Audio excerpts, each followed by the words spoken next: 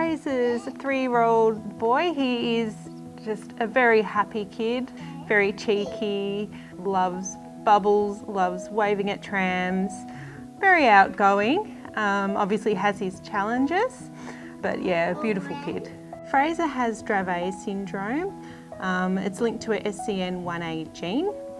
He was diagnosed with that at 6 months after quite a long cluster of seizures where he was intubated. So it was quite a shock to our family. We don't have a history of epilepsy in our family, and he would go on to have some really prolonged seizures. So I guess it was just a lot of fear and worry about what his future would look like. I mean, he's pretty good most of the time. Just the seizures come without warning. And aside from that, he's got developmental delays that have become quite evident. He has trouble with speech and communication and his motor skills.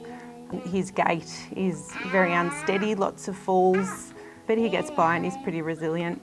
I've stopped working to care for Fraser full time and concentrate on all of his therapies that are funded by NDIS. A normal day we might start with measuring blood ketones. He's on a ketogenic diet as part of his treatment. He has 4 medicines every morning and night, seizure medicines, and also to support his kidneys with the diet. We would generally have a therapy session a day at the moment, so that might be speech or occupational therapy, physiotherapy. A lot of work goes into his diet, preparing that, so I'll usually try to batch cook some things for that. It's also difficult with him. I've got to control his triggers through the day, avoiding heat, avoiding him getting too much exercise or excitement, making sure he gets enough sleep.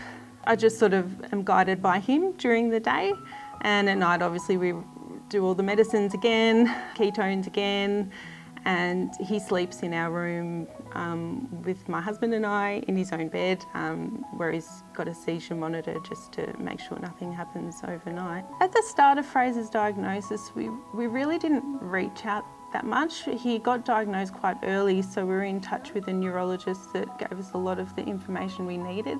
Over time, I've joined some groups and Facebook for epilepsy and genetic epilepsies in as a whole, because they share a lot of the same challenges that we have with Dravet syndrome. We use resources like a seizure management plan, emergency medicine plan, and I think the organisational help will be better as we move him into schools and things like that. That will become really important. But it's nice to have a community of people that really get it and understand what we go through, and to be able to sort of bounce ideas off people and talk things through if we're having a rough time. Yeah. So with Dravet syndrome, there isn't a cure. It's a lifelong condition. All of the medicines now will just target the seizures, but not really anything that's underlying.